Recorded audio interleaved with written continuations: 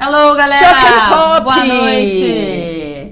Hoje a gente vai falar como é que a nossa história define o chá que a gente mais gosta. Aqui é um chá verde, aqui. E teoricamente não é nem só o chá, tudo que a gente come, né? Aqui, ó. Cara, tô tentando mostrar aqui. É tudo que a gente come aqui, ó. Sem cair, não sei se vai dar pra mostrar. A cor aí pelo YouTube, eu não sei se ele sai direitinho, mas olha só, esse aqui é uma folhinha. Enroladinha. Bem picurruchinha. Quando a gente fala de processamento da Camellia sinensis, você tem exatamente esse processamento. Quanto custou esse 1 quilo? Ui, o aroma maravilhoso. Cara, foi muito barato. Foi sim. Quando você compra direto da plantação é muito barato, gente. Eu acho que a gente pagou $30. Não, pior. Esse aqui foi de graça. Isso foi de graça. A gente comprou aquele set de Gonfu. A gente comprou. Na verdade, a Márcia, que tá aqui, é responsável pela compra. Que agitou a compra pra gente. A gente comprou o set e aí compramos um chá, que deve ter sido uns $30, um preto, da mesma região, porém processado como preto. E ele deu esse de graça pra gente. Deu. E é maravilhoso. Foi um fofo. E é Stark. Top. Tem ele no Instagram, não tem? Tem, mas ele não mexe muito no Instagram porque na China não pode, entendeu? Mesmo. Na China você só tem um... É tudo WeChat. WeChat. E a gente não consegue entrar no chat, Olha, porque a gente é bloqueada, sei lá por quê. Não sei se o pessoal consegue olhar aqui, que tem um lindo, ó. Mas é tão curto. Tudo isso que quando você vê a folha, isso daqui é o que a gente fala de processamento. Aqui não vai dar pra ver. Ela sofre um processamento. A gente vai mostrar elas abertas. Vários processos para ela ficar exatamente assim. Podemos fazer o chá frio e esquentá-lo depois, vai mudar o sabor, tá? Porque quando a gente faz uma infusão, a gente faz a infusão e o sabor fica naquela temperatura ali. Se você gela demais ou se você esquenta, você muda sabor. Então, geralmente quando você faz uma infusão a frio e esquenta, vai perder sabor, tá? Isso. E vamos começar. Vamos fazer o seguinte, galera. A gente vai na primeira meia hora, a gente vai falar sobre o assunto que a gente tem para apresentar. É também tópico de revisão e complementar a quem está na semana do Sommelier de Chá de Sucesso. Complementar a aula 3, que foi liberada hoje. E então a gente vai falar essa meia hora explicando um pouquinho mais algumas coisas e falando da importância, né, do paladar, que a gente vai... O assunto hoje é importante, de revisão também. Mas aí na próxima meia hora a gente responde pergunta. Então vamos fazer assim, vamos falar o assunto, né? E o tópico hoje é como é que a nossa história de vida, ela define um chá que é bom pra gente, principalmente pra quem tá começando. Então, se você é novo no chá, se você tá começando a conhecer o mundo dos chás especiais, essa é a hora pra ouvir o que a gente tem pra falar, porque é importante e vai ajudar você a conseguir começar no chá, no mundo dos chás especiais de uma forma mais gostosa. Seria isso. E a maneira que a gente vê o chá, e na maneira que a gente vê e se relaciona com todos os alimentos. Bom, eu vou começar falando uma coisa básica da nossa mente, do nosso cérebro. O nosso cérebro, ele tenta registrar informações básicas para proteger a gente. Então, tudo que ele considera um perigo, ele fala, perigo, foi ruim, teve uma emoção ruim relacionada àquilo, tal coisa é ruim. Tanto que às vezes a gente tem medos infundados de coisas que a gente traz lá da nossa infância, porque imprintou na nossa mente que determinado assunto, determinada coisa era um perigo e o nosso cérebro fala, perigo, não faça, se afasta. Muitas das coisas que a gente acredita são assim. Assim como também as coisas boas. Aquelas memórias boas, aquelas coisas boas que a gente tem, o nosso cérebro identifica como uma coisa boa. Isso para tudo na nossa vida. E não seria diferente nos alimentos e no chá. Você diz experiências e alimentos, né? Na verdade, o alimento é uma experiência, né? Exato. A emoção associada àquele momento que você foi apresentado aquele alimento. Ou aquela situação, né? Se a gente fosse ou aquela situação, se eu for expandir, isso vale para várias coisas. Vamos entrar nos alimentos aqui para vocês verem. Então, por exemplo, eu lembro que quando eu era criança, eu era uma criança chata de comer. Minha mãe tá aqui, minha mãe pode confirmar. E o que acontece? Mas tinha uma coisa que eu comia super bem. que era espinafre. Espinafre era um troço que eu comia muito bem, adorava comer espinafre, até hoje eu adoro espinafre. E o que acontecia? Na época tinha o desenho do Popeye e o espinafre dava força, né, pro Popeye. O Popeye comia o espinafre e ficava forte. E aí minha mãe dizia, olha, é o espinafre do Popeye, você vai ficar forte. Então o que eu fazia? Eu comia o espinafre, corria pro sofá e dava um soco no sofá pra mostrar como eu tava muito forte, porque eu comi sofá. Eu tava muito forte porque eu comia espinafre. Então, eu relacionei ao espinafre uma sensação boa, de saúde, de força. Então, o que o meu cérebro diz quando eu vejo um espinafre? Meu cérebro diz, olha, espinafre é bom pra caramba, faz bem, ó, identifiquei como uma coisa boa. A mesma coisa acontece quando a gente tem uma experiência ruim com alguma coisa. E isso, muitas vezes, prejudica até a nossa relação que a gente vai ter com o chá. Muita gente, quando estava passando mal, quando estava doente, tinha o quê? Ah, toma aqui esse chá preto. E muitas vezes mal infusionado, não culpa das nossas mães, pais, avós, mas é porque ninguém explicou exatamente como funciona e todo mundo encarava. Remédio. E tinha-se muito também aquela ideia de quanto mais forte, melhor, né? Aquela coisa da gente fazer um chá hiper concentrado, com alta temperatura, com soco, literalmente. Porque ia passar mais, né? Ia ajudar no problema, né? Exatamente. E aí o que acontece? Você tomava chá preto na infância? Quando passava mal? Não. O que você tomava? Cara, eu tomava remédio mesmo. Minha mãe remédio? Não, porque na família argentina a gente dava pra criança, eles davam, era Fernet, uma bebida alcoólica extremamente forte. Então, assim, só a ideia de passar... só a ideia de... Não, queimava o estômago. Só a ideia de passar mal já era um medo. Então, assim, ficava com muito medo do que eu ia comer. Mais atenta pra não passar mal, porque senão vinha o Fernet depois. Que o Fernet, ele queimava tanto o estômago que você não sentia mais nada. Então, o que acontece? Muita gente vai e estabelece uma relação ruim... Pode falando. Eu tô estabelece uma relação ruim com o chá preto, porque associa a um momento de doença, a um momento de tomar uma coisa ruim.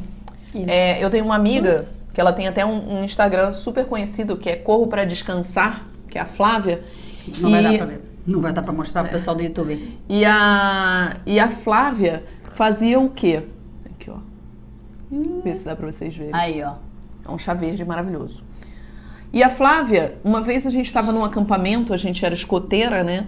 E ela era o primeiro acampamento dela e resolveram fazer como é que era o nome? Um batismo. Aquelas coisas, gente, crianças dos anos 80. E obrigaram ela a morder uma cebola crua, sabe? E foram lá enfiar a cebola na boca dela e aquela coisa crua, não sei o quê. Sério isso? Preciso dizer que a Flávia odeia cebola? Não, Então, o que acontece? Tudo que a gente gosta, o que a gente não gosta de comer, e a gente acha que é uma questão de paladar, 99,999% das vezes não tem absolutamente nada a ver com o paladar. Nada a ver como a nossa língua percebe os sabores. Mas tem muito mais a ver com as emoções que a gente associou àquele alimento. A gente está o tempo inteiro associando emoções às coisas que a gente faz. E isso tem a ver com o alimento. Quando a gente fala de chá, é muito interessante. Isso aconteceu muito na aula 1 da semana. A Carla contou a história dela com chá e como ela oferecia um chá para a mãe dela, quando a mãe dela estava triste. E várias pessoas contaram nos comentários as suas histórias de infância com chá. Ou seja, foi muito legal isso. Elas estabeleceram aquele vínculo emocional, aquela coisa emocional com o chá e elas levam isso para a vida toda. Por isso que, por exemplo, se tem uma criança que não gosta de comer uma comida específica, a pior coisa que você pode fazer é brigar, botar de castigo, dizer pra ela não comer, porque pode ser até que ela coma, mas ela nunca vai gostar. E na hora que ela puder escolher o que ela vai comer o que ela quer. Isso acontece muito com açúcar. A gente tem a indústria de alimentos e a gente tem uma cultura de cultivo de cana-de-açúcar e que fez com que a gente consumisse ou estimulasse muito o consumo de açúcar. Está relacionado ao quê? A afeto.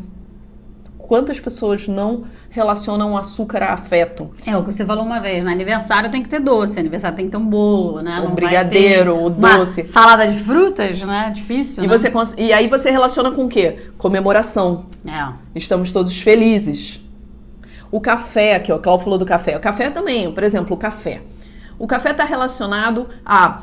De manhã você acordou e aí, pum, né, aquele despertar do cafezinho em família. Não é o café em si, é a emoção que ele cria. Ou você tá no trabalho, aí você tá estressado, entediado, aí você corta aquele momento para levantar e tomar um café. E é uma hora que você relaxa. E confraternizar com os colegas de trabalho, né? Aquele momento, aquele pit stop, né? Aquela pausa no dia. E o café também tem muito essa força aqui na nossa sociedade, né? Exato. Então, o que acontece? Quando a gente começa a perceber que, na verdade, são as emoções que a gente relaciona aqueles alimentos que definem as coisas que a gente gosta de comer e beber, a gente começa a prestar atenção em como a gente se relaciona com o alimento. Com o alimento. Como emocionalmente. Todo, né? E a gente pode criar novas emoções. E o alimento também, aí a gente precisa fazer uma separação grande, que a gente tem toda uma relação, às vezes, com a comida, alimento, mas a gente se relaciona, às vezes, diferente e até um pouco contraditoriamente com o alimento bebida, que também é um alimento, né? É tudo alimento, a bebida é um alimento. Mas a gente tende muitas pessoas acabam tendo a tendência de se alimentarem de uma forma e quando vão para a bebida a relação é outra. É muito curioso isso, né? Então acaba que a bebida às vezes entra muito mais como essa relação afetiva de relaxar, de ter um momento, de ter uma pausa, de ser um acolhimento no seu dia, do que às vezes a comida em si. Na verdade, às vezes para algumas pessoas é tudo, tá? Depende. Mas o que a gente vê, a maioria das pessoas por exemplo, você tem uma pessoa com um paladar amplo, uma pessoa que come tudo, mas aí ela vai para a bebida e ela consome com açúcar. Acontece isso muito. A gente vê muitas pessoas com esse padrão. E também está relacionado a memórias afetivas. Também. Ou a maneira que a gente relaciona. Que a pessoa foi criada na infância, né? A gente tem até uma aluna que a gente conta a história dela. Foi na aula 3, se não me engano, que tudo na família dela era com muito açúcar. Ela tomava ervas, infusões com quase um xarope. Era muito açúcar. Então hoje ela já não faz a mesma coisa, mas ela tinha isso na família dela, essa cultura que vai vindo de geração em geração.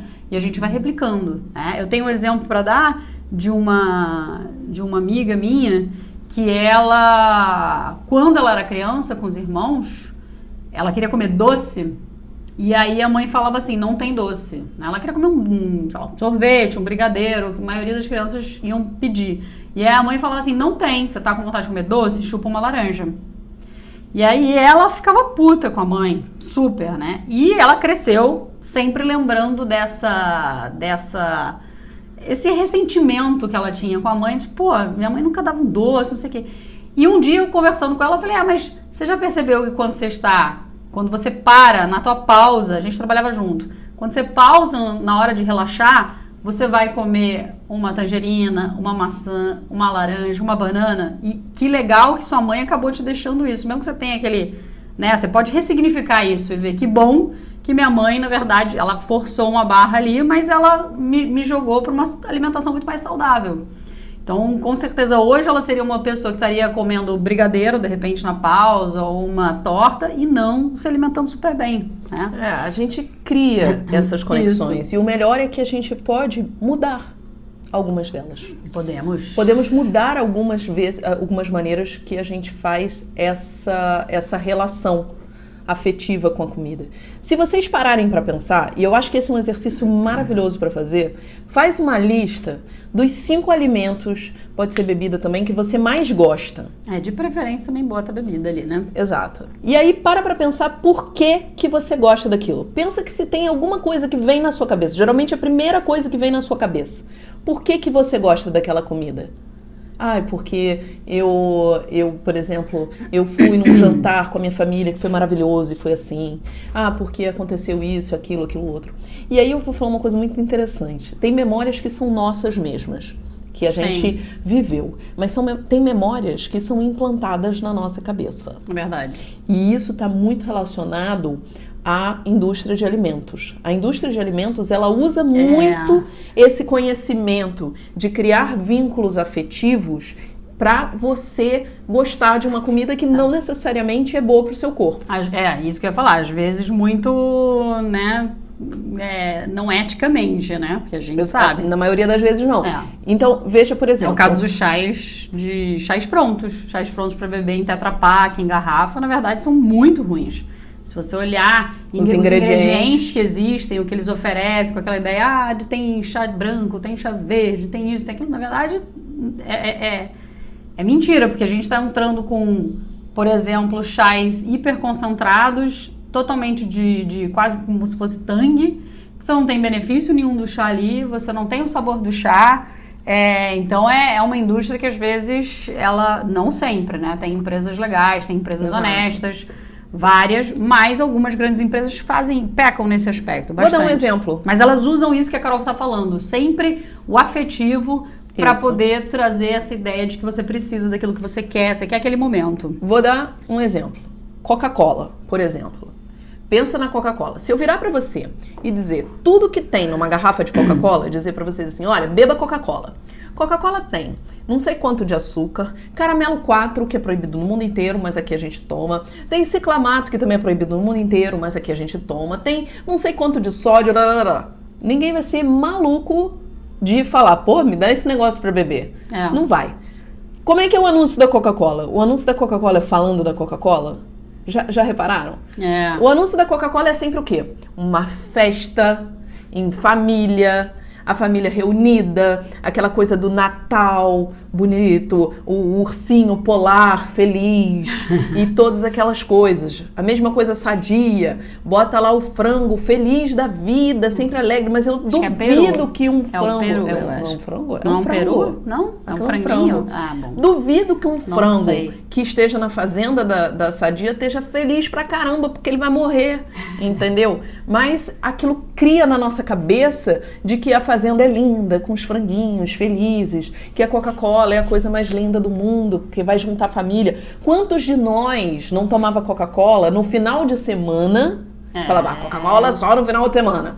Ou tomava Coca-Cola, por exemplo, numa festa, que era um evento. Sempre, olha o tipo de conexão que a gente criou com o refrigerante. Entendeu? Então a indústria manipula isso. Agora, no momento em que vocês sabem disso, prestem atenção. Sabe? Prestem atenção na propaganda, prestem que tipo de sentimento ela está induzindo em você, que tipo de conexão ela quer criar com você. E quando você for comer, pensa que tipo de conexão que você tem com aquele alimento. Faz essa lista dos 5 alimentos, que isso é muito legal de fazer, e pensa por que você gosta de cada um deles. E faz dos que você não gosta também. E agora a gente vai entrar em o que isso significa, né? A gente está falando em memória organoléptica, a gente já falou que quanto mais coisas a gente come, quanto mais amplo o nosso paladar mais fácil vai ser para a gente entrar no universo dos chás especiais, da gente consumir notas, sabores, tanto sabores, perceber sabores, destacar notas e aromas de um chá. Isso ajuda muito no processo, porque isso aumenta o que a gente chama da nossa biblioteca isso aqui me lembra pêssego, isso aqui me lembra uma castanha de caju, isso aqui me lembra uma flor tal, que é quando a gente faz uma avaliação de um chá. Mas mais do que pensar em avaliação de chá, que aí a gente está indo para uma coisa mais técnica, a gente tem que pensar em como é que a gente se sente com aquele chá. Então, por isso que a gente falou, né? Como é que a tua história ela vai definir qual é o chá melhor para você, né? Qual é o chá que você vai mais se identificar se você está começando no mundo dos chás especiais. E aí a gente tem que pensar o seguinte, no universo das bebidas, e especificamente no universo dos chás especiais, a gente tem como se fosse uma escada que as pessoas, elas geralmente começam, tá? Dentro do mundo dos chás. Então, quando você tá falando nessa escadinha, a gente vai falar aqui, né, na galera que ainda não subiu o primeiro andar, que seria o quê? A galera da Coca-Cola, como a Carol falou. A galera que consome muita Coca-Cola, a gente sabe que são pessoas que precisam muito de açúcar, né? Elas têm essa necessidade do açúcar, porque a Coca-Cola é extremamente doce, né? Quem não bebe Coca-Cola aí vai concordar comigo. E são pessoas que ainda, então, elas têm uma necessidade do doce. Sempre a gente fala em doce, porque açúcar é relativo, né? Açúcar é uma forma de doce, mas as pessoas às vezes têm a necessidade de comer adoçantes, bebidas adoçadas. Você pode ter um chá, como você tem de caixinha, com muito suco de maçã, para entrar como doce, e a pessoa gosta porque, na verdade, o que ela está preferindo é o sabor doce ali, e não necessariamente o chá.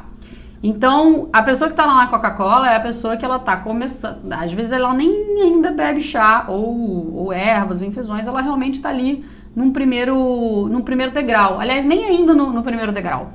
Então ela tem um paladar muito doce, ela é uma formiguinha, ela vai ter um paladar mais limitado, que a gente já chamou durante muito tempo, como paladar infantil. Quem conhece o paladar infantil? Né? Que é aquela pessoa que fica basicamente o quê? No batata, carne e, de repente, arroz só. Né? Batata, carne, arroz, Coca-Cola. Basicamente isso. E aí a gente tem o primeiro degrau, que é a galera que já está querendo sair dessa necessidade, e pode ser alguém que esteja saindo, migrando, ou pode ser alguém que está lá, tá? Porque já fez essa mudança, ou porque o paladar dela foi mais bem trabalhado e mais...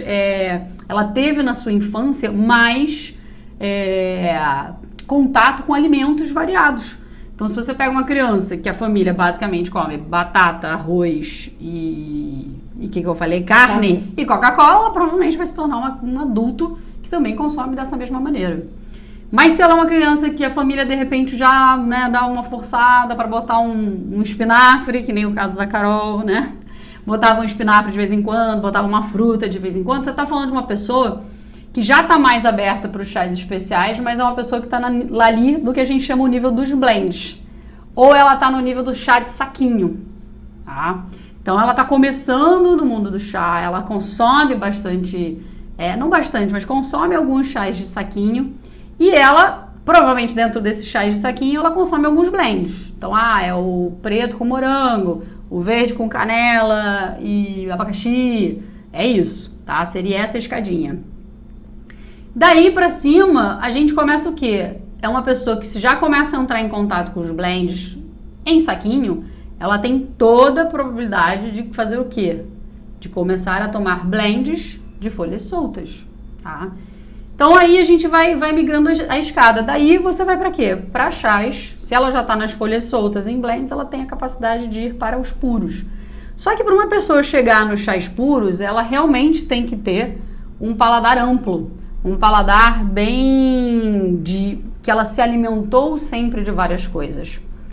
E o que isso significa quando a gente está pensando na gente? A gente já pode fazer a autoanálise, né? Eu realmente vou falar por mim, Carla, eu tenho um paladar amplo, desde criança comi de tudo, meus pais sempre me ofereceram tudo que é tipo de alimento, eu fui educada com uma avó que falava, se você não provou, você não sabe se você não gosta, era a regra máxima lá em casa, se não provou, como é que você sabe dizer que você não gosta? Prova, aí tá, provou, gostou? Ah, gostei, tá vendo? Não gostei, então tudo bem, não come, né? Ninguém me forçava a comer nada, então a gente tinha simplesmente uma variedade gigante de alimentos.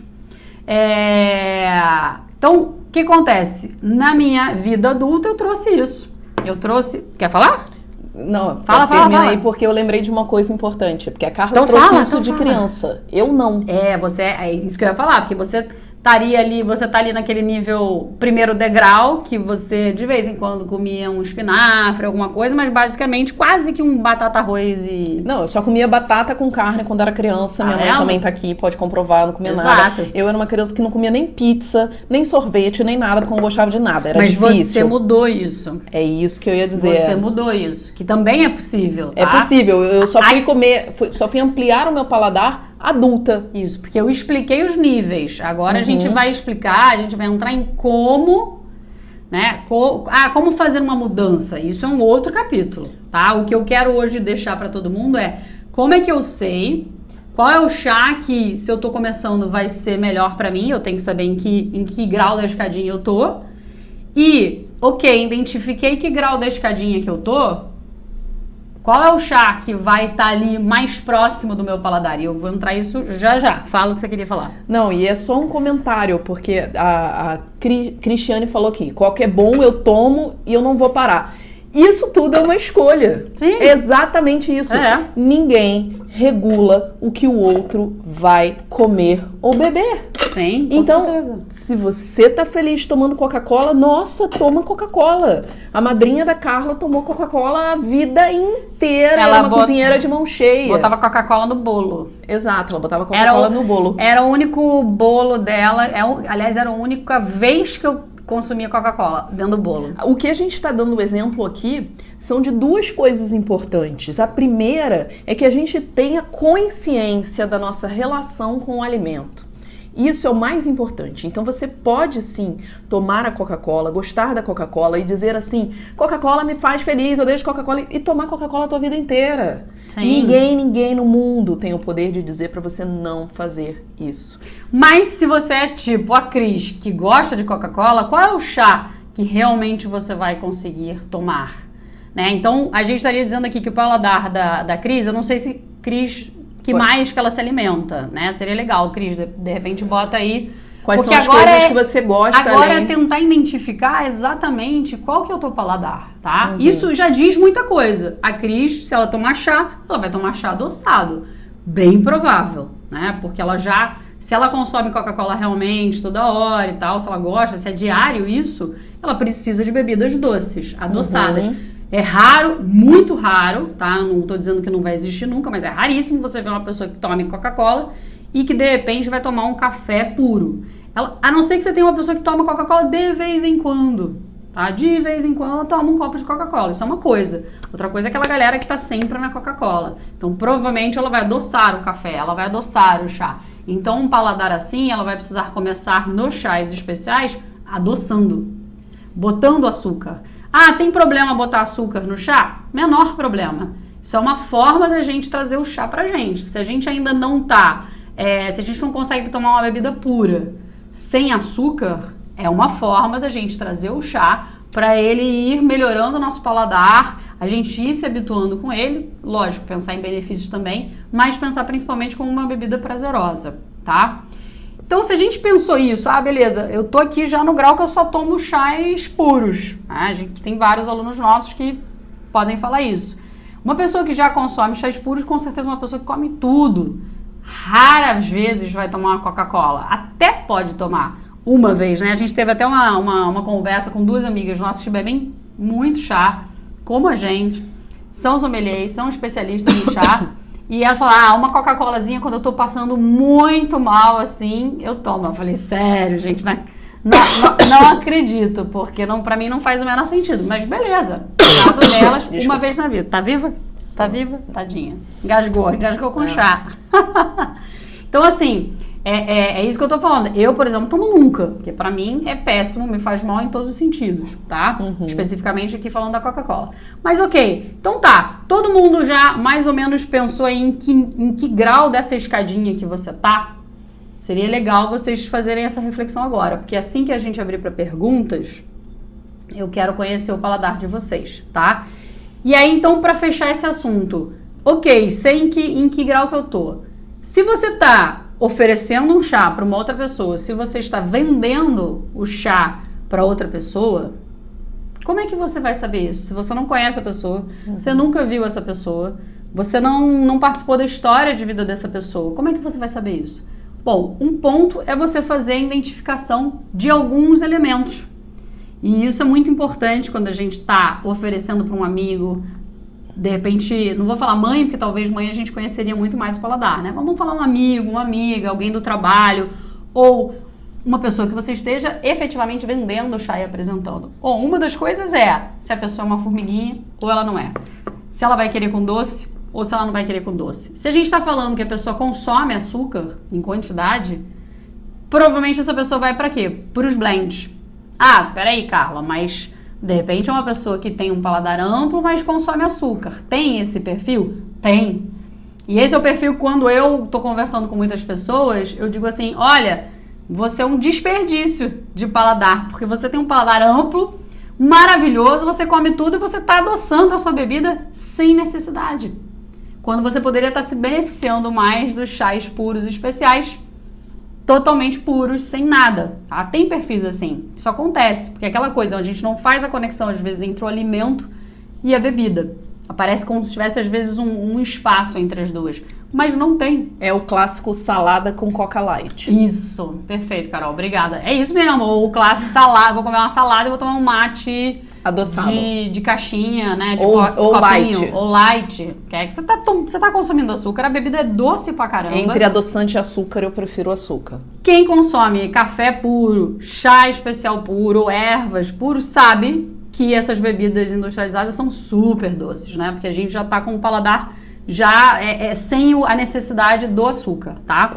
Mas aí, continuando, e aí tudo bem. Ah, beleza, Carla, então eu sei que a pessoa gosta de doce, ela precisa de um docinho, mas que chá que eu vou oferecer pra ela? Será que ela gosta da família dos verdes, da família dos brancos, da família dos oolongs? Será que, poxa, eu também tenho pretos pra oferecer? O que que ela gosta? Bom, e aí entra uma outra sugestão. Se a gente está falando de uma pessoa que consome saladas, que consome verduras, que consome legumes em geral, tá? Então a gente está falando de espinafres, alhos porós, saladas, quer dizer, alfaces, frutas em geral. Qual a probabilidade dessa pessoa não gostar de um chá verde? Ou gostar? Você acha que uma pessoa que come saladas, frutas, verduras, ela vai gostar do chá verde, sim ou não? Da família dos chás verdes, tá? Porque a gente tem milhares de tipos de chás verdes. Mas pelo menos a gente tem que identificar mais ou menos o paladar dessa pessoa e a família que ela vai se identificar melhor de chás especiais. Considerando que o chá verde tá bem infusionado, tá? Uhum. Mas isso aqui é aula de revisão. Infusionar bem faz parte do processo de um sommelier, tá? Esse aqui, é um ponto básico. O pessoal tá falando que aceitaria chá verde. Sim, sim, vai gostar. Gosta. Sim. Essa pessoa sou eu, a Jana. Então, eu gosto de chá sem açúcar, mas curto sobremesas. Perfeito, tranquilo. Um docinho todo mundo vai gostar. Eu também gosto de um docinho, comer um brownie com chocolate, com chantilly. Às vezes eu tomo um cappuccino com chantilly. É hábito de família isso. O pessoal aqui do YouTube matou a pau. Sim, exatamente. Acho que vai gostar. Não é você não comer, sabe, nada de açúcar. Não é isso. Mas é a gente pensar naquela bebida que é, tipo, muito doce. Xaropão. Coca-Cola é praticamente um xarope. E aqui, só um comentário da Cris, que ela fala que ela gosta de salada e não gosta de chá verde. 99,9% de probabilidade que é o modo de preparo do chá verde. Com certeza. Cris, tá? Se você come salada... Exato. O chá verde bem infusionado, você vai amar. O chá verde que estão fazendo para você não está no ponto de infusão legal. Porque o chá verde, ele tem que te remeter a exatamente tudo isso que você gosta nas saladas. Ao frescor. Ao frutado, ao frescor. As notas de várias... Todos os alimentos que eu falei aqui, né? Eles são notas em várias famílias dos chás verdes. Em vários chás verdes da família dos chás verdes. O que quer dizer isso, Carla? Quer dizer que na família dos chás verdes, que eu tenho vários tipos de chás verdes, alguns deles vão ter notas de espinafre, notas de alho poró, nota de melão, nota de melancia, vai ter nota... E aí vai, tá? E aí é infinitas as opções, tá? O pessoal do chá verde, que teve aqui também no YouTube, a gente tem um TikTok... que é como infusionar corretamente o chá verde. Vamos pra lá, dá uma olhada. Tá? Porque o chá verde é o que mais sofre com erro de infusão. Sim. É o que mais sofre e também, assim, considerando que comprou também, né? um chá verde de qualidade, porque eu acho que isso a gente fala no TikTok também, o chá verde, às vezes tem chá verde que você tem que infusionar 30 segundos. Sim, então... E água a 60 graus. Cris, eu não sei se você está participando da Semana do Sommelier de Chá de Sucesso, que é um curso gratuito que a gente tem agora. Tá rolando e a gente fala isso na aula 2. A gente entra em parâmetros de infusão, né, modelos de infusão diferentes. A gente faz um teste com a galera. Se você não tá, vale a pena também você participar e entrar. Ainda dá tempo. As aulas estão liberadas. Aula 1, 2 e 3. A aula 3 foi liberada hoje. Elas ficam no ar até domingo. A aula 4 entra na segunda, tá? E aí, vamos só dar mais... Ok, vamos pensar então, tá, mas eu não gosto de verdura, não gosto de salada, né? Não gosto de comida japonesa. Não gosto de comida japonesa, ok. Quem gosta de comida japonesa vai gostar de chá verde e oolongues verdosos. Outro. Tá? Essa é uma pergunta fundamental para você fazer se você tem um cliente, se você tem um amigo. Você gosta de japonês, de comida japonesa? E cuidado com essa pergunta, porque tem gente que gosta de comida japonesa, mas só gosta das frituras da comida japonesa. Não gosta do peixe cru, não gosta da alga. Isso ela não gosta, ela gosta do feitinho, aí é outra coisa, aí é outro perfil, tá? Agora, uma pessoa que não gosta de tudo isso, ela gosta de... não, eu não gosto de salada, não como nada. Tá, você toma café? É uma pergunta. Você toma mate? Você é uma pessoa que gosta do chimarrão, do mate, da erva mate? Você gosta de café? Ah, eu gosto. Toma teu café com ou sem açúcar? Eu tomo com açúcar. Opa, então aqui a gente já tem uma pessoa... Tá? E se você sabe que é uma pessoa que ainda não conhece de chás, provavelmente você vai levar essa pessoa para um blend, né? Provavelmente. Ou seja, uma pessoa que está habituada a tomar chá. Ah, mas eu gosto de chá preto. Que chá preto você gosta? Ah, adoro Earl Grey, Lady Grey, aqueles blends. Pô, então essa pessoa realmente gosta de blend. Vou levar ela para um blend. Mas não, eu tomo chá preto de saquinho lá em casa. Então tá. Então essa pessoa já está pronta para um chá preto, puro, de folhas soltas, bem infusionado, claro, gente. Infusionar o chá bem é um parâmetro básico, tá? É o ponto inicial para tudo. Mas identificar também o paladar do outro é o segundo passo. Não adianta a gente fazer um chá bem feito se a outra pessoa não vai curtir. Ou apresentar um chá para uma pessoa que não bate com toda aquela história e memória que a Carol apresentou. Que não tem a ver, que contradiz, como a galera que de repente não bebe, não come salada. Tá, mas eu gosto de café, eu gosto de mate, então vamos para um preto. Ou para um puer. Ou para um puer. Principalmente o puer. Chás escuros, a família dos chás escuros, a família dos pretos. O ponto de ajuste de infusão, obviamente, vai ter que ser para aquela pessoa. Se eu tô falando para uma pessoa que eu sei, a Carol eu já conheço, ok, mas suponhamos que eu não conhecesse. Se eu tô falando que a Carol, Carol, você gosta de café, Carol? Gosto. Alguém perguntou, eu gosto de café. Você gosta de café, mas você bota açúcar no seu café, Carol? Não. Não bota açúcar? Tá. Não gosto de café com açúcar. E café que você toma é aquele de saquinho ou é o de cápsula? De cápsula, tá. Eu tomo café de cápsula, eu tomo café expresso. Você toma ele puro ou com leite? Puro. Puro, tá. Então com pronto. manteiga, às vezes. O que ela gosta? O que a Carol tá falando com isso? Que ela gosta de que sabor na língua? Vamos lembrar dos sabores? A gente tem doce, a gente tem salgado, a gente tem umami, a gente tem ácido e a gente tem amargo, tá? A destringência é uma sensação, tá? Desses 5 que a gente falou, vamos pensar só nesses 5, né? Ah lá, ó. Amargo, a Carol gosta de amargo, muito bem! Se a Carol gosta de amargo, a galera aqui do Instagram demorou mais pra falar, mas não tem problema. É porque eu acho que o YouTube vai mais rápido. Se a Carol gosta de amargo, agora a galera tá falando aqui. Se a Carol gosta de amargo, como é que eu vou fazer o meu chá preto pra ela? Eu vou fazer ele mais delicado, com menos tempo, menos temperatura, ou eu vou fazer um pouquinho mais forte? Com mais tempo e mais temperatura. Eu gosto de amargo também, e cítrico. Geisa. Amargores e cítricos, que bom, interessante. A Geisa vai adorar de um blend que a gente faz, que é o half and half, meio a meio. Chá preto com limonada. Sua cara. Depois prova, olha a nossa playlist, tá? Playlist experiências do chá, Geisa. Meio a meio, half and half. Meio a meio. Chá preto com limonada gelado. Tá aqui, ó, Flávia, mais tempo e mais temperatura. Perfeito. Quando eu for fazer o chá pra mim, vai fazer com mais tempo e mais temperatura. Então eu identifiquei rápido o paladar da Carol aqui só pra essa ideia. Lógico, eu conheço a Carol, mas a gente fez um teatrinho aqui pra vocês terem uma ideia. Vamos abrir pra perguntas? Deixa eu só fazer aqui, tem 2 perguntas que importantes. Açúcar tira a propriedade do chá? Não.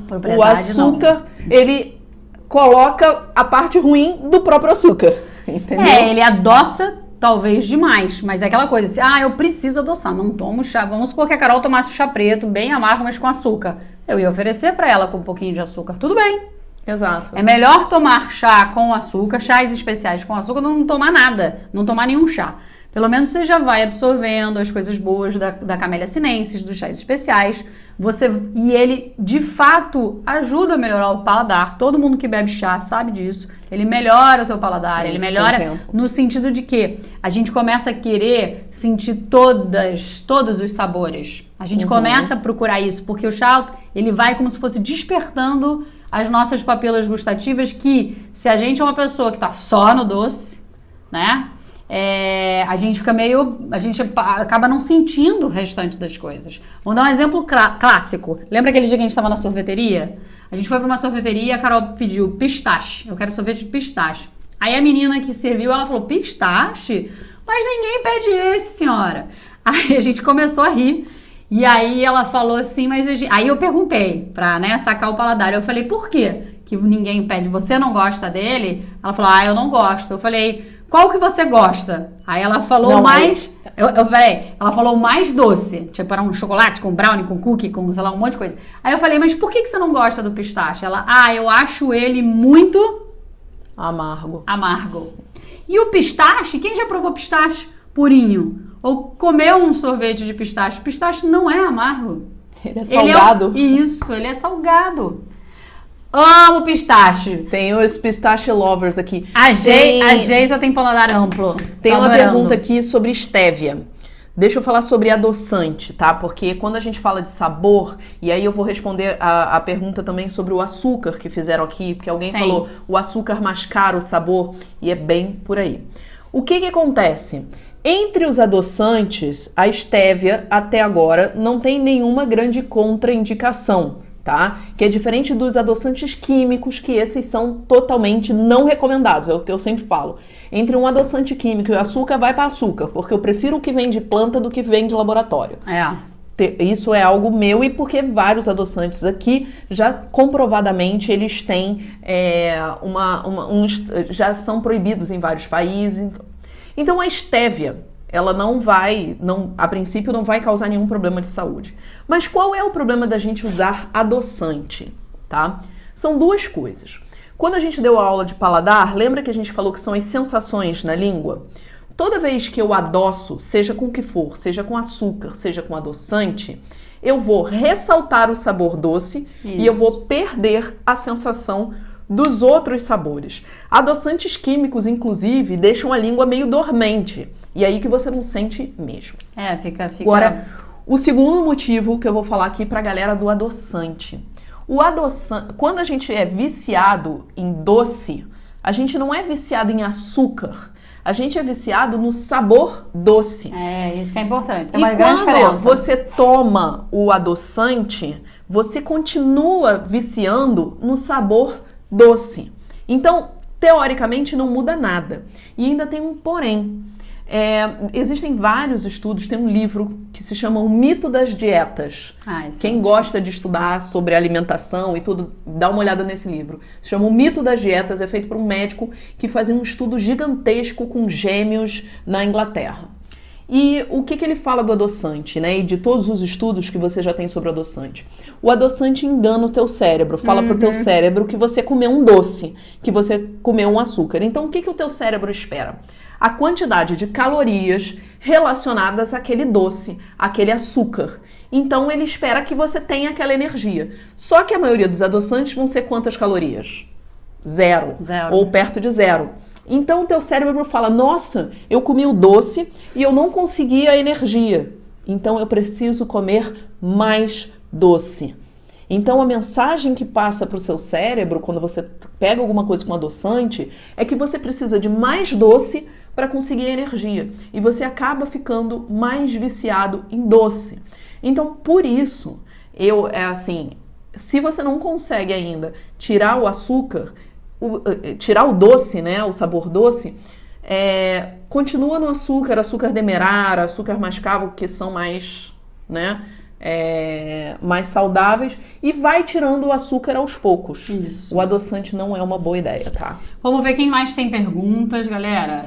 Tem algumas perguntas que entraram aqui lá no início, eu acho que eu não vi. Se alguém tem alguma pergunta ou quer falar sobre seu paladar, contar aqui pra gente definir, ou vocês já conseguiram definir aí com as poucas coisas que a gente já colocou aqui.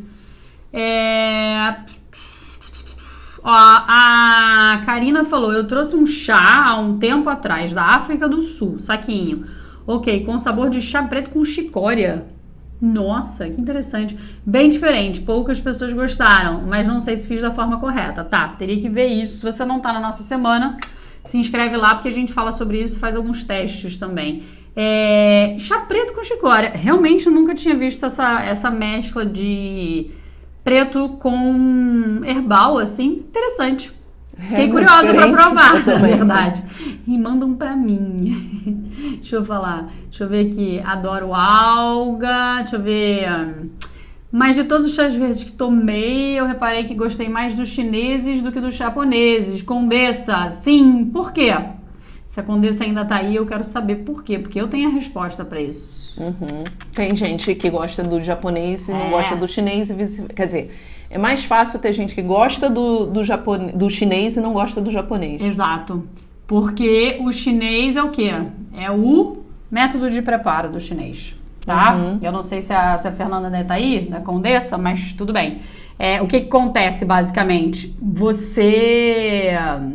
O método de preparo é completamente diferente. Então, os chás verdes japoneses, sim, eles serão chás dentro da família dos verdes. Tem uma grande diferença entre os japoneses e os chineses. O método de preparo faz com que eles tenham mais aquela questão da alga, mais aquela questão dos legumes, das frutas, muito mais do que os chineses. Os chineses vão mais para um tostado, vão mais para o... Tem o umami bem presente, mas não é tão gritante como os chás japoneses. Então, se uma pessoa ela te diz, eu já provei chá verde, mas eu não sei, não gostei muito, mas tinha vontade de gostar, um chá verde chinês, por exemplo, como esse que a gente está tomando aqui, super suave. É super delicado. Vocês viram, para quem conseguiu ver o licor dele, é clarinho, parece um bebezinho. E olha, lembra que quem viu no início que eu mostrei a folha fechadinha, aqui ó, vou mostrar de novo, e vai mandando as perguntas, galera, porque eu tô aqui só tensa que o Instagram tem horário, né? Senão titio Zuckerberg expulsa a gente daqui a pouco, ó. Ó, o chá verde que a gente acabou de tomar é esse aqui. Acho que não dá pra mostrar muito, não. E olha, uma florzinha, ótimo, uma folhinha que já abriu na minha segunda infusão. Olha como é que ele ficou. Tá vendo?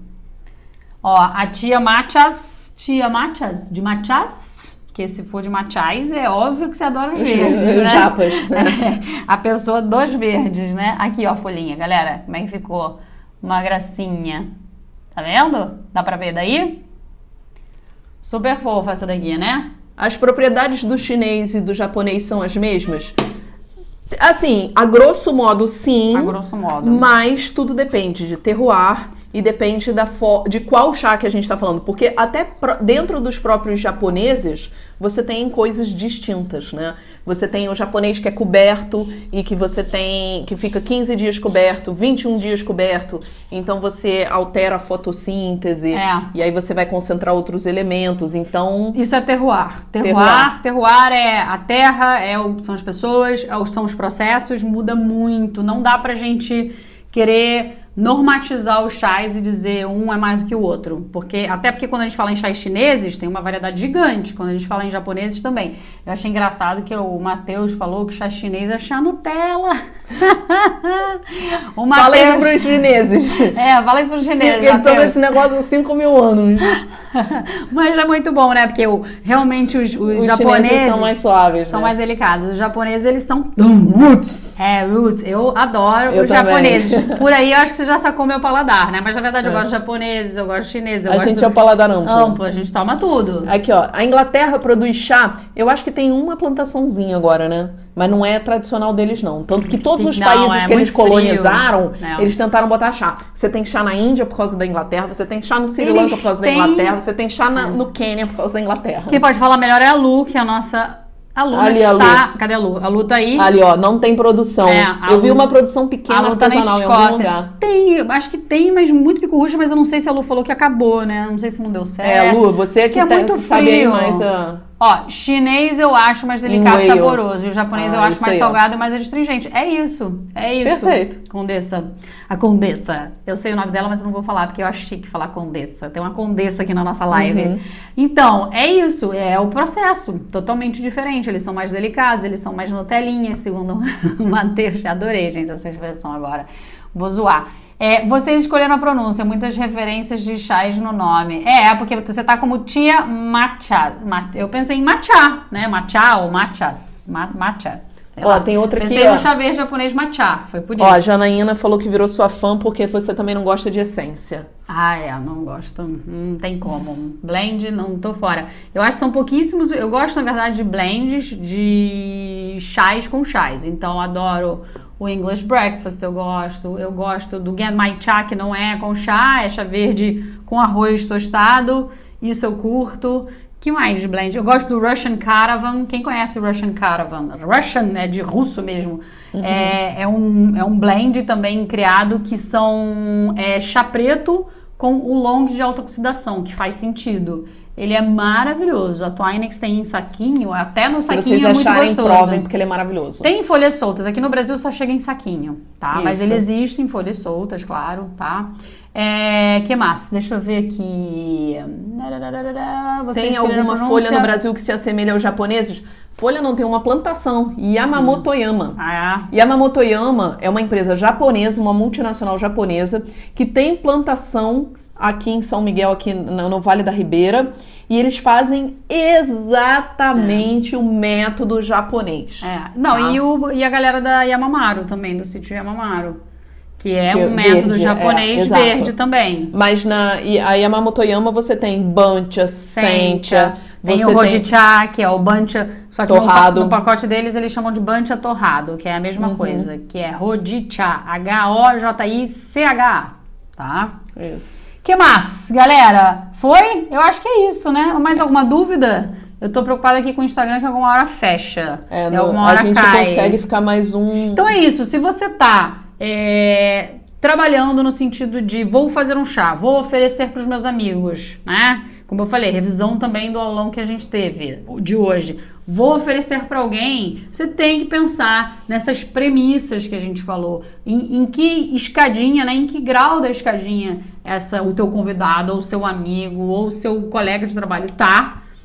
Pensar primeiro em você mesmo, né? Em que lugar que eu me encaixo nos alimentos para poder escolher o melhor chá para mim, pelo menos a melhor família, né? A gente não vai falar especificamente de um chá, porque tem milhares, mas pelo menos escolher a melhor família que vai combinar com a minha história, com o que eu já tô pronto para receber nesse momento atual no que eu me encontro, né? Que pode ser de um paladar talvez não tão amplo, mas que consome pouco açúcar, uma pessoa que consome muito açúcar, mas com um paladar amplo. Então, quem sou eu e qual família vai se encaixar mais comigo? E se você está servindo alguém, seja um amigo, ou você vai vender para quem quer, né, trabalhar com isso, como é que eu identifico o paladar desses clientes meus, possíveis clientes, para poder, sim, até vender o melhor chá, mesmo que seja online. Dá para fazer isso tudo que eu falei online. Dá para você sugerir para o seu cliente qual é o melhor chá que se adequa a um paladar X ou Y.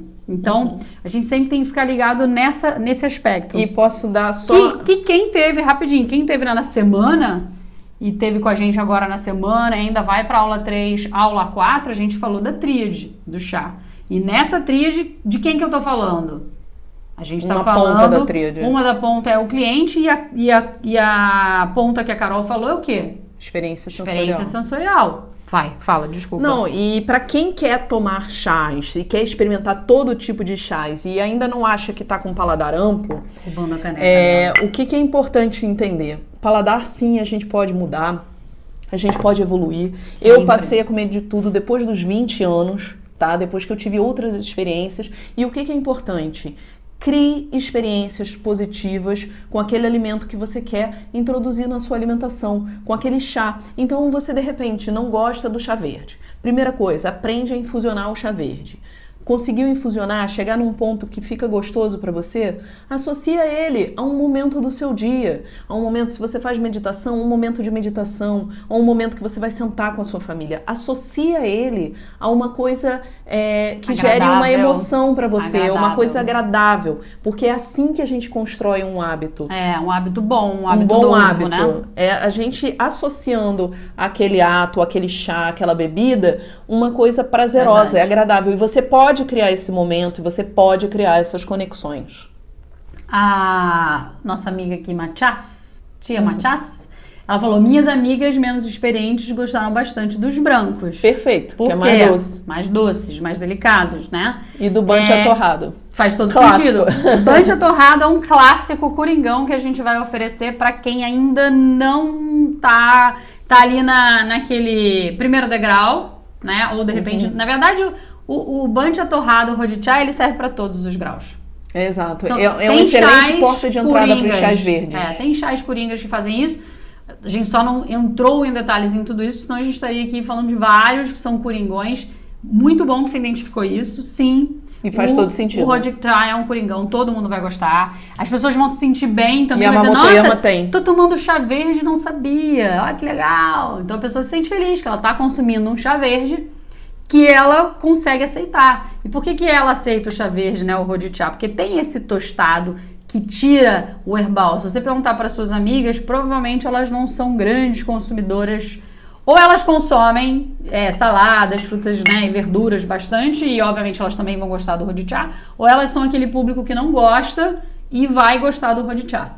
Tá? Show de bola. Esse é um excelente exemplo que ela deu. Eu vi aqui algumas perguntas sobre conservação do chá depois de pronto. Na garrafa térmica, eu sempre deixo, como qualquer bebida quente numa garrafa térmica, eu deixo no máximo 24 horas, tá? Essa é uma coisa. Na geladeira, a Carla falou já que era um... Puro vai de... até 5 dias vai bem, super bem, mas bem fechado, bem, né, numa garrafinha bonitinha, que tenha pouco... pegar uma garrafa que tá aberta, né, daí não vai durar nada, porque você tem um contato todo com a geladeira, oxigênio, né, lembra que o oxigênio, cada vez mais que a sua bebida ela vai descendo, né, ela vai diminuindo, você tem mais espaço de contato com o oxigênio, esse oxigênio vai deteriorando a sua bebida mais rápido. Então, se você chegou até aqui a metade, está na geladeira, a outra metade você vai tomar daqui a 5 dias, com certeza isso aqui já vai estar um pouquinho diferente. Não é que vai estar ruim, não vai apodrecer assim do nada, ficar com fungo, não é nada disso. Mas você vai perder sabores, você vai perder algumas notas, ele vai ficar mais do que a gente chama flat. Totalmente meio sem sabor, ele vai ficar uma bebida meio aguada, como se fosse isso, ele vai perder sabor. Então, para você não perder sabor, quando você começou a beber, bebe tudo de uma vez, sabe? Não é bebe de uma vez só, mas bebe nos próximos 2, 3 dias no máximo. Não demora um tempão para você terminar a garrafa 5, 6 dias. É isso que eu tô falando, tá? Flaviane, por quantas horas posso manter o chá em infusão garantindo as mesmas propriedades terapêuticas? Depende do chá e depende de que tipo de infusão. Se é infusão a quente ou infusão a frio. E que propriedade você tá falando? Se você tá falando da L-teanina, que é a principal... Dos chás especiais? Dos chás especiais, que é a grande rainha dos chás especiais, né? L-teanina, você vai ter ela, fez o chá, ela vai estar lá, ela não some, ela não desaparece. O Samuel, o chá de sassafrás eu quero provar mesmo. Qual é o chá? Eu lembro aquele que eles falaram outro dia, né? Deixa eu ver. A Rita apaixonada pelos oolongs. Quem não é apaixonado pelos oolongs, né? Quem sabe você não trabalha com oolongs, Rita? Quando adoça um chá, faço com mel. A Carla gosta de adoçar chá gelado com mel. Eu gosto. Mel ou melado também. Isso. Mas, na verdade, eu gosto muito do açúcar demerara. Pra mim, é o melhor açúcar. É o melhor. Pra adoçar chá é o melhor. Não adocem nunca com açúcar mascavo. Não adocem com um melado ruim, que é aquele melado que foi queimado, que tem aquela... Você já vê que foi o melado de baixa qualidade, porque você simplesmente vai ter uma água com gosto de açúcar mascavo. Tá? Ou, por exemplo, açúcar de coco, que muita gente hoje indica, porque tem baixo índice glicêmico, tarará, ótimo para a saúde, mas para beber chá, não. Porque você vai também matar, você vai ter uma água com gosto de coco ali. entendeu? Então não vai funcionar. Então, o melhor para adoçar: chá, mel, um melado de boa qualidade, açúcar demerara. Ah, não gosto de nada disso, eu gosto de açúcar refinado, vai açúcar refinado mesmo. É melhor você tomar um chá com açúcar refinado do que você não tomar chá. Minha opinião. E o lance do tá? açúcar, Minha gente, opinião. só um comentário, porque isso sempre tem... As pessoas que desejam diminuir o açúcar, tem gente que não quer diminuir o açúcar e tudo bem, foi o que eu falei. A gente pode escolher o que a gente quiser. Um dos grandes erros é diminuir abruptamente, entendeu? Sim. E não diminua abruptamente, diminua aos pouquinhos. A gente tem um vídeo sobre isso também, né? Sobre? De como reduzir o açúcar no chá e no café. Tem. Reduz aos poucos, tá? Cada semana reduz um pouquinho. Você tem que desmamar. Exato. Sempre, como tudo. Você pega uma criança, tá mamando no peito, você não vai tirar ela pra mamadeira e pra alimentação da noite pro dia. É a mesma coisa. Você tem que ir fazendo uma redução. Já ouviu falar em desmame de remédio? A pessoa tá tomando muito, por exemplo, corticoide, né? Por alguma questão de saúde. Ela vai reduzir aquele corticoide. Eu sei disso porque o nosso gato toma corticoide, porque ele tem um problema de, tipo, bronquite. Então, quando ele entra no corticoide, ele tem que desmamar. O desmamar ele toma um porradão, aí depois ele começa assim, de 10 gotas vai pra 5, aí fica 5 dias assim. Aí depois de 5 dias com 5 gotas, ele vai pra 4 gotas, 4 dias com 4 gotas, 3 dias com 3 gotas, depois faz dias alternados. É a mesma coisa. Ah, quer desmamar do açúcar? A gente tem um vídeo, me manda um direct. A Flávia falou, paladar e o chá, é nesse?